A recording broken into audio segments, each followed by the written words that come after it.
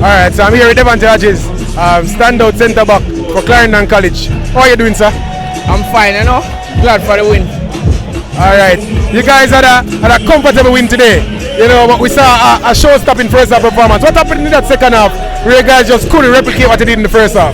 Well, we just have to try a bit more patient in the second half, and we didn't say the goal them come out with more patient, but we're unlucky because we get chances that we didn't finish, but so it go.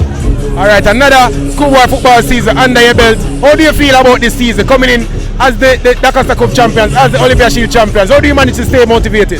Well, our coaches, management staff and the players, we just, for win this season again, we have to just stay focused, disciplined and calm and just go through the season, free flowing.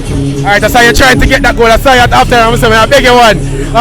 What happened? How many goals can we expect from it this season? And I saw you trying. I saw you trying very hard. But talk to me about your goal scoring. You're trying to add that to your game?